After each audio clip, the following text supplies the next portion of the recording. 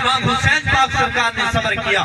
جب کوئی غم آئے تو امام اور بیمار کربلا کے صبر کو دیکھ لو کہ جب امام حسین سرکار پر انہوں نے نیزے وہائے اور پھر تلواریں برسی، لیکن پھر بھی آپ نے یہی سبق دیا، زخم پہ زخم کھا کے جی، خونے جگر کے گھونٹ پی، آہ نہ کر لبوں کو سی، یہ عشق ہے کوئی دل لگی نہیں. اور آخری بات میں حضرت جابر کی بیان کر کے اجازت طلب کروں گا کہ حضرت جابر رضی اللہ تعالیٰ عنہ حضور کے جلیل القدر صحابی ہیں. فرماتے ہیں غزوہ خندق کے موقع پر جب خندق کھودی گئی، حضور خود اپنے دست مبارک سے خندق کھود رہے ہیں، لیکن میں نے دیکھا کہ حضور کے چہرے انور پر بھوک کے تاثرات نمودار ہو چکے ہیں. حضور بھوک سے بالکل نڈھال ہیں. آپ فرماتے ہیں میں گھر کی طرف دوڑا، میں نے بکری کا بچہ ذبح کیا اور اپنی بیوی سے پوچھا کہ اے میری بیوی کیا گھر میں آٹا بھی ہے؟ بیوی نے عرض کی ہاں خاوند کہ میرے گھر میں آٹا ہے. آپ نے فرمایا یہ جو جو انہوں نے کہا جو پڑے ہیں ایک سا، آپ نے فرمایا اس جو کا آٹا بنا. جب جو کا آٹا بنایا گیا، آپ نے بکری کا بچہ ذبح کیا تو آپ کے چھوٹے دو بچے تھے، ننھے نابالغ بچے تھے. انہوں نے دیکھا کہ ابو بکری کے بچے کو ذبح کر رہا ہے تو ایک نے اپنے چھوٹے بھائی سے بڑا بھائی کہنے لگا اے بھائی آؤ مکان کی چھت پہ جاتے ہیں اور جا کے میں تجھے بتاتا ہوں کہ میرے ابو نے بکری کو ذبح کس طرح کیا ہے. اپنے بھائی کو لے کے گیا مکان کی چھت پہ، جب نے اپنے بھائی کے گلے پہ چھری رکھی تو اس کو ذبح کر ڈالا. وہ فوت ہو گیا، شہید ہو گیا. ادھر سے ماں کو پتا چلا، وہ دوڑ کے خوف طاری ہو گیا، بیٹے کی لاش کو تڑپتا ہوا دیکھا. دوسرا بیٹا جس نے ذبح کیا وہ بھی خوف کے مارے دوڑ کر گیا تو وہ بھی تندور میں گر گیا.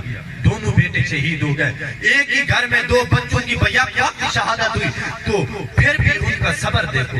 یہ بہت بڑا سخت صدمہ ہوا ہے، لیکن میں ان کے جو اہل و عیال ہیں، اعزہ و اقربا ہیں، ان کو یہ سبق دے رہا ہوں، ان کو یہ مشورہ دے رہا ہوں کہ ان پر صبر کرنا چاہیے. جب ہم صبر کریں گے تو رب تعالیٰ اس کی جزا دے گا.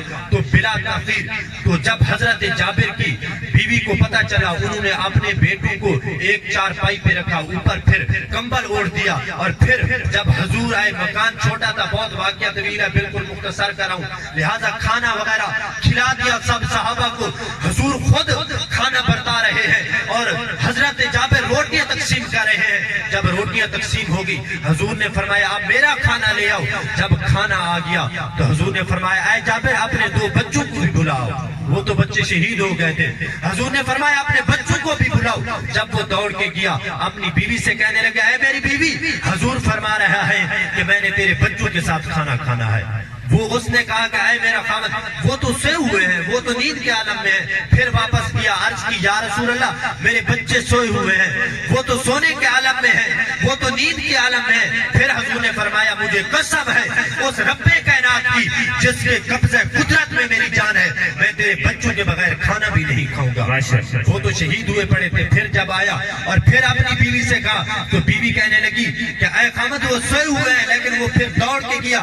جب کمبل اٹھایا دو بچے جو شہید ہو گئے تھے، لیکن جب دیکھا تو وہ بچے ایک دوسرے کے گلے میں ہاتھ ڈال کے خوشیاں بانٹ رہے ہیں.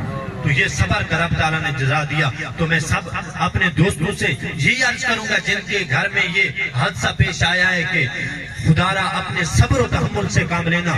جب آپ صبر کریں گے تو انشاءاللہ رب تعالیٰ اس کی جزا دے گا، کیونکہ رب تعالیٰ فرشتوں کو بھیجتا ہے جاؤ ان کے گھروں میں پتہ کرو وہ صبر سے کام لے رہے ہیں یا رو رہے ہیں.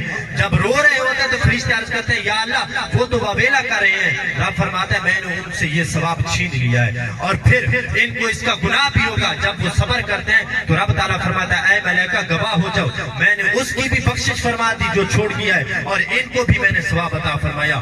دعائے کہ اللہ رب العزت عمل کی توفیق عطا فرمائے. وما علینا الا البلاغ المبین. ماشاءاللہ جزاک اللہ واصل الجزاء. ہمیں بلا تاخیر میں استاد محترم دے حوالے کرنا ہے. تساں اپنی محبت دے فرما کے نعرہ جواب جو نعرہ تکبیر، اچھا کہ نعرہ تکبیر، نعرہ